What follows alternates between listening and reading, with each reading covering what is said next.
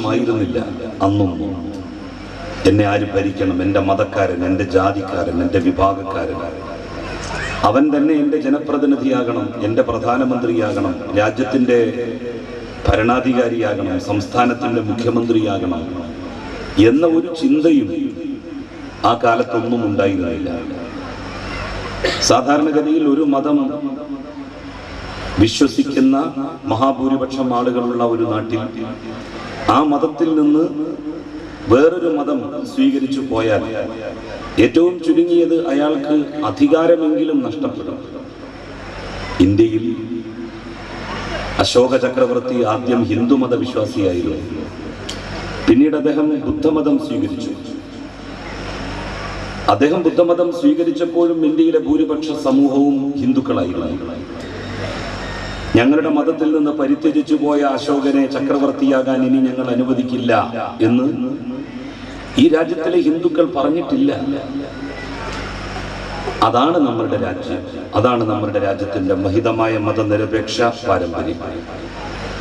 സ്വാതന്ത്ര്യാനന്തരവും നമ്മൾ ആ മാതൃകയാണ് സ്വീകരിച്ചത്. സ്വാതന്ത്ര്യത്തിന് ശേഷം പ്രധാനമന്ത്രിയുടെ കസേരയിൽ 17 വർഷം തുടർച്ചയായി ഇരുന്നത് ഒരു മതത്തിലും വിശ്വാസമില്ലാതിരുന്ന പണ്ഡിറ്റ് ജവഹർലാൽ നെഹ്റുവാണ്. ഭൂരിപക്ഷം മതവിശ്വാസികളാണ് ഇന്ത്യയിൽ. ഹിന്ദുക്കളായിട്ടും മുസ്ലിങ്ങളായിട്ടും ക്രൈസ്തവരായിട്ടും പാർസികളായിട്ടും സിഖുകാരായിട്ടും ഒക്കെ. ഒരു മതത്തിലും വിശ്വാസമില്ലാത്ത പണ്ഡിറ്റ് നെഹ്റു എന്തിനാണ് മതവിശ്വാസികളായി ഞങ്ങളെ ഭരിക്കുന്നത് എന്ന് ആരും ചോദിച്ചിട്ടില്ല.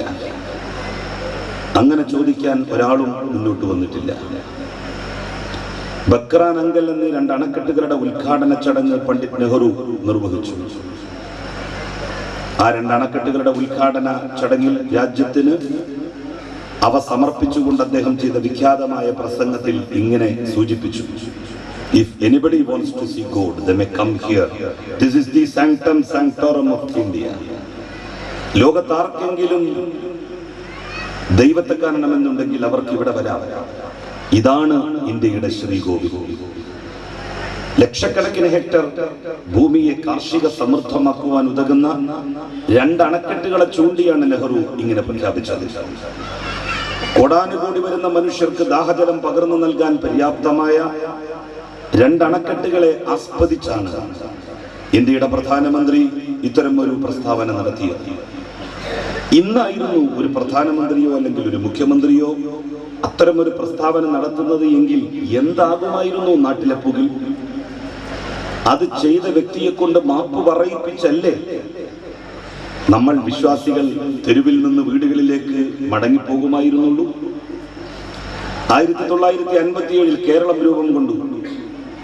മഹാഭൂരിപക്ഷം കേരളത്തിൽ മതവിശ്വാസികളാണ്. അന്നും കേരളത്തിന്റെ ആദ്യത്തെ മുഖ്യമന്ത്രിയായത് തികഞ്ഞ നിരീശ്വരവാദിയായിരുന്ന സഖാവി എം ശങ്കരൻ നമ്പൂതിരിപ്പാട്. ഒരാളും ചോദിച്ചില്ല, ഞങ്ങൾ മതവിശ്വാസികളുള്ള ഈ നാട്ടിൽ എന്തിനാണ് ഒരു മതത്തിലും വിശ്വാസമില്ലാത്ത ഒരു നിരീശ്വരവാദി മുഖ്യമന്ത്രിയുടെ കസേരയിൽ ഇരിക്കുന്നത് എന്ന്. ഇന്നല്ലേ നമുക്ക് ഭരണാധികാരികളുടെ മതവും ജാതിയും ഒക്കെ വലിയ ചർച്ചകൾക്ക് വിഷയമാകുന്നത്. മതങ്ങൾ എന്തിനു വേണ്ടിയിട്ടാണ്? ഒന്ന് മാത്രമാണ് ശരി എന്ന് നമ്മൾ വിശ്വസിക്കുമ്പോൾ അവിടെ നിന്ന് അകൽച്ച ആരംഭിക്കുന്നു. എന്റെ മതം മാത്രമാണ് ശരി, എന്റെ വിശ്വാസം മാത്രമാണ് ശരി, മറ്റുള്ളതെല്ലാം തെറ്റാണ്, അതൊക്കെ നരകത്തിലേക്കുള്ള വഴിയാണ്.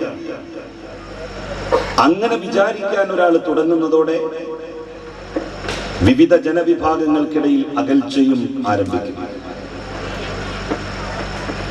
എന്താണ് മുസ്ലിങ്ങളെ കുറിച്ച് വിശുദ്ധ ഖുർആൻ പറഞ്ഞത്? വിശുദ്ധ ഖുർആനിൽ മാത്രം വിശ്വസിക്കണം എന്നാണോ?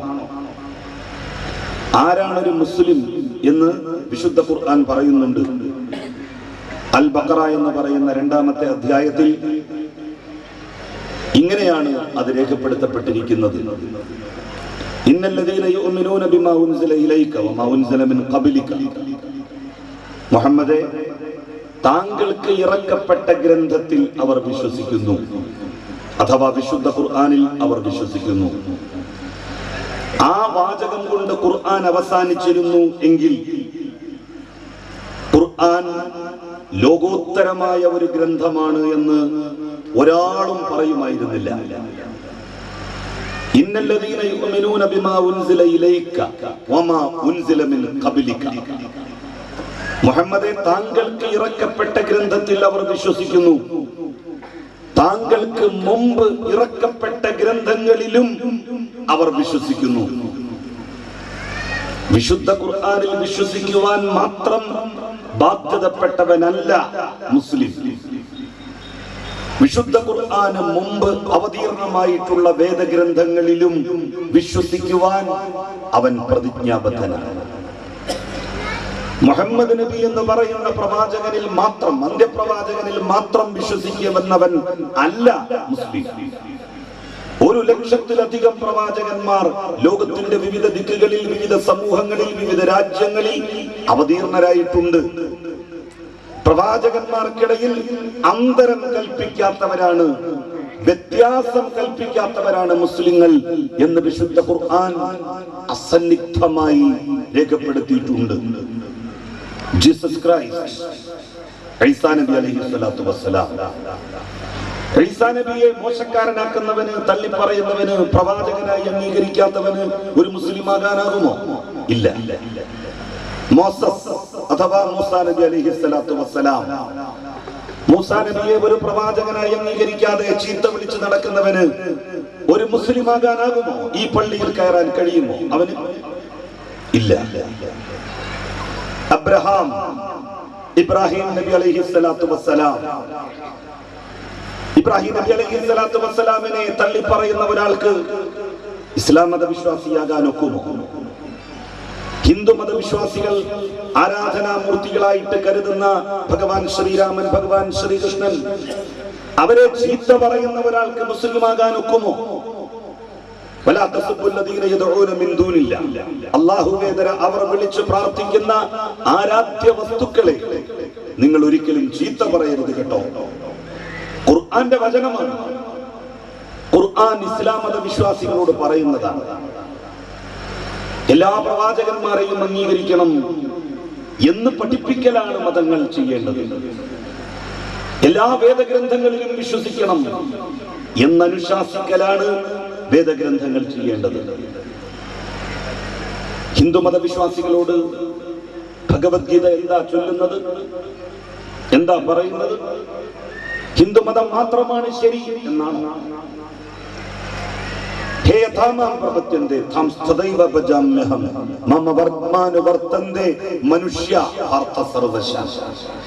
നിങ്ങൾ ദൈവത്തിന്റെ സാമീപ്യസിദ്ധിക്ക് വേണ്ടി ഏതേത് വഴികളാണ് സ്വീകരിക്കുന്നതെങ്കിലും നിങ്ങൾ എന്റെ മാർഗത്തിലാണുള്ളത് എന്ന് ഭഗവത്ഗീത ലോകത്തിലെ മുഴുവൻ വിശ്വാസികളോടുമായിട്ട് പറയുന്നു. ദൈവസന്നിധാനത്തിലേക്ക് ഒരു വഴിയല്ല, പല വഴികളുണ്ട്. 1,00,000-ലധികം പ്രവാചകന്മാർ വിവിധ ദിക്കുകളിൽ, വിവിധ സമൂഹങ്ങളിൽ ആ സന്ദേശമാണ് പ്രചരിപ്പിച്ചത്. മതങ്ങളുടെ കാതൽ മനുഷ്യനാണ്. എങ്ങനെയാണ് ദൈവപ്രീതി നമ്മൾ നേടിയെടുക്കുക?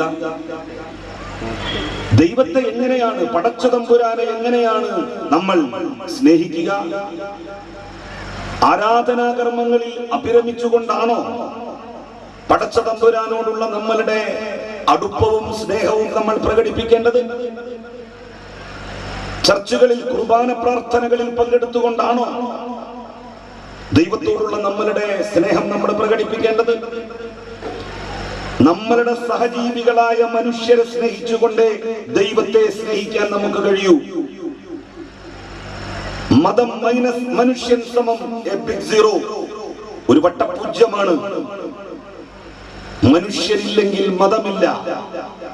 അള്ളാഹുവിന്റെ പ്രീതി നമുക്ക് മനുഷ്യരെ സ്നേഹിച്ചുകൊണ്ടേ നേടിയെടുക്കാൻ കഴിയൂ.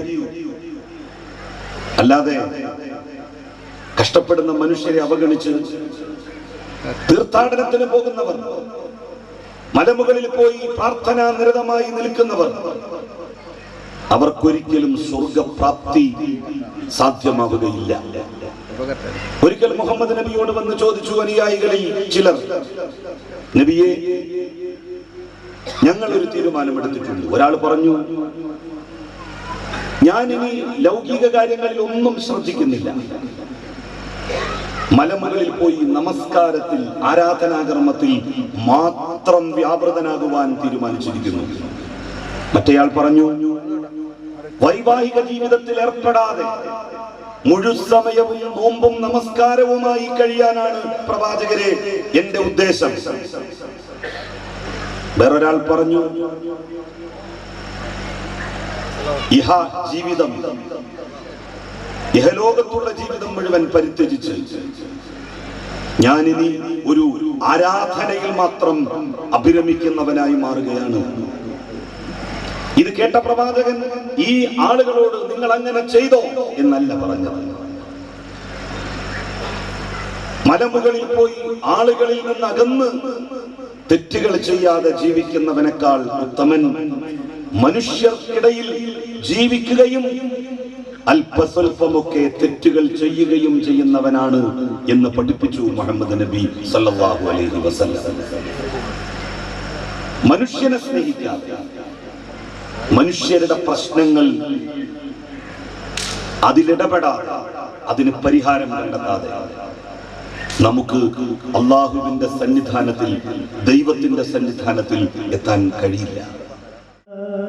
ഈ ലോകത്തും പരലോകത്തും സുഖം നൽകുന്നവരുടെ കൂട്ടത്തിൽ അള്ളാഹു നമ്മെ കുടുംബത്തിൽ ഉൾപ്പെടുത്തി തരുമാറാകട്ടെ. സഹോദരന്മാരെ, ഒരുപാട് പ്രവാസികൾ ഇവിടെ നടക്കുന്ന ഓരോ ചലനവും വീക്ഷിക്കുകയാണ്. കണ്ടെത്താത്ത ദൂരത്ത് നാടിന് വേണ്ടി, കുടുംബത്തിന് വേണ്ടി കഷ്ടപ്പെടുന്ന പ്രവാസികൾ, നമ്മുടെ പ്രവാസികളായ നമ്മുടെ പ്രിയപ്പെട്ട സഹോദരങ്ങൾ, ജീവിതത്തിൻ്റെ രണ്ടറ്റവും കൂട്ടിമുട്ടിക്കാൻ വേണ്ടി എല്ലാ സുഖങ്ങളും വെടിഞ്ഞുകൊണ്ട് അകലെയുള്ള മണ്ണിൽ നിൽക്കുമ്പോൾ അവർക്ക് അവരുടെ നാടുകളിൽ, നമ്മുടെ നാടുകളിൽ നടക്കുന്ന ഒരു പരിപാടി കാണുക എന്നത് വല്ലാത്ത ഒരു സന്തോഷമുള്ള കാര്യമാണ്. അതുകൊണ്ട് തന്നെ കണ്ണും കാതും കുറിപ്പിച്ച് ലോകത്തിൻ്റെ വിവിധ ഭാഗങ്ങളിൽ ഇരിക്കുന്ന നമ്മുടെ പ്രവാസി സഹോദരങ്ങൾക്ക് അള്ളാഹു ദീർഘായുസ്സും ആരോഗ്യവും ആഫിയത്തും നൽകുമാറാകട്ടെ. അവർക്ക് അള്ളാഹു ജോലിയിൽ ബർക്കത്ത് കൊടുക്കട്ടെ. കുടുംബത്തിനും നാടിനും ഉപകാരപ്രദമാകുന്ന രൂപത്തിൽ അവർക്ക് അള്ളാഹു പ്രവർത്തിക്കാനുള്ള തൗഫീഖ് അള്ളാഹു നൽകുമാറാകട്ടെ. ധിക്കാരിയുടെ അന്ത്യം എന്ന് പറയുന്ന ഒരു ചരിത്രം, ധിക്കാരിയുടെ അന്ത്യം എന്ന ലേബിൾ കേൾക്കുമ്പോൾ തന്നെ നമ്മൾ ഉറപ്പിച്ചോളാം, നമ്മളൊക്കെ അന്ത്യാണ്. കാരണം നമ്മളൊക്കെ ധിക്കാരികളായി. സത്യത്തിൽ അള്ളാഹുവിൻ്റെ അനുഗ്രഹത്തിന്, അള്ളാഹു ഒരുപാട് അനുഗ്രഹങ്ങൾ നമുക്ക് നൽകിയത്, ആ അനുഗ്രഹങ്ങൾക്ക് കൃത്യമായി ശുക്ർ പറയാത്തവനൊക്കെ ധിക്കാരികളുടെ കൂട്ടത്തിൽ പെടും. അപ്പം അങ്ങനെ ധിക്കാരികളുടെ കൂട്ടത്തിൽ പെടുമ്പോൾ ലോകത്തെ നമ്പർ 1 ധിക്കാരി മുതൽ ഇങ്ങേക്ക് എണ്ണിയാൽ ഒരു ലക്ഷക്കണക്കിന് ധിക്കാരികളുണ്ടാവും, കോടിക്കണക്കിന്. അള്ളാഹുവിനെ ധിക്കരിച്ച ആദ്യത്തെ ധിക്കാരി ഇബ്ലീസാണ്. പിന്നെ അവിടെ നിങ്ങോട്ട് എണ്ണിയാൽ അബൂജഹൽ, നമ്രൂദ്, ഫിറൗന്, ഉത്ബത്ത്, ഷൈബത്ത്, ഖാറൂന്, ഇങ്ങനെ അറിയപ്പെട്ട ധിക്കാരികൾ ഒരു ഭാഗത്തുണ്ട്. അറിയപ്പെടാത്ത ധിക്കാരികളുടെ കൂട്ടത്തിലായിരിക്കും ചിലപ്പോൾ നമ്മളൊക്കെ ഉൾപ്പെടുക. അള്ളാഹു നമ്മെ കാത്ത് രക്ഷപ്പെടുത്തി തരുമാറാകട്ടെ. ഏതായാലും എല്ലാം അള്ളാഹുവിലേക്ക് സമർപ്പിച്ചുകൊണ്ട് പരിശുദ്ധ റസൂൽ മുഹമ്മദ് മുസ്തഫ സല്ലല്ലാഹു അലൈഹി വസല്ലമയിലേക്ക് സല്ലല്ലാഹു അലൈഹി മുഹമ്മദ് സല്ലല്ലാഹു അലൈഹി വസല്ലം എന്ന വിശുദ്ധ സ്വലാത്ത് സമർപ്പിച്ചുകൊണ്ട് ഈ ചരിത്രത്തെ നമുക്ക് ഇങ്ങനെ തുടങ്ങാം. അതേ അഹദായ തമ്പുരാൻ അൽഹംദു നായകൻ, അവനിൽ സ്തുതിയോതും ഞങ്ങളെ. ആരിൽ മുഹബ്ബത്തും ആദിയൊളി മുത്തും ആശിക്കാം മുത്ത് റസൂലരേ. അഹദായ തമ്പുരാൻ അൽഹംദു നായകൻ, അവനിൽ സ്തുതിയോതും ഞങ്ങളെ. ആരിൽ മുഹബ്ബത്തും ആദിയൊളി മുത്തും ആശിഖമുത്ത് റസൂലരേ. മിസ്റെന്ന നാട് ഭരിച്ചല്ല പണ്ട് ധിക്കാരിയായുള്ള ഫിർഔനൊന്ന്. മിസ്റെന്ന നാട് ഭരിച്ചല്ല പണ്ട് ധിക്കാരിയായുള്ള ഫിർഔനൊന്ന്. കണ്ട കനവിന്റെ തമീററിഞ്ഞ് കൊല്ലാനായി ആദ്യവനും ചൊന്ന്. കണ്ട കനവിന്റെ തകബീരറിഞ്ഞ് കൊല്ലാൻ ആജ്ഞയവനും ചൊന്ന് അഹദായ തമ്പുരാൻ അൽഹംദു നായകൻ അവനിൽ സ്തുതിയോതും ഞങ്ങളെ ആരിൽ മുഹബ്ബത്തുമാതിയൊളി മുത്തും ആശികമുത്ത് റസൂലരേ. കഥയുടെ ആമുഖം ഏറെ പറയണമെന്നില്ല. കാരണം ശവപ്പറമ്പിലെ കാവൽക്കാരൻ എന്ന് പറയുന്ന ലേബിളിൽ മുമ്പ് ഇതിന്റെ ആദ്യ ഭാഗം ഞാനിവിടെ അവതരിപ്പിച്ചിട്ടുണ്ട് എന്നാണ് എൻ്റെ വിശ്വാസം. അതുകൊണ്ട് തന്നെ ധിക്കാരിയായ ലോകത്തെ ഞാൻ അല്ലാഹുവാണെന്ന് ബാധിച്ച അന റബ്ബുക്കുമുൽ അഅല ഒരു വാദത്തിന്റെ വക്താവായിരുന്നു.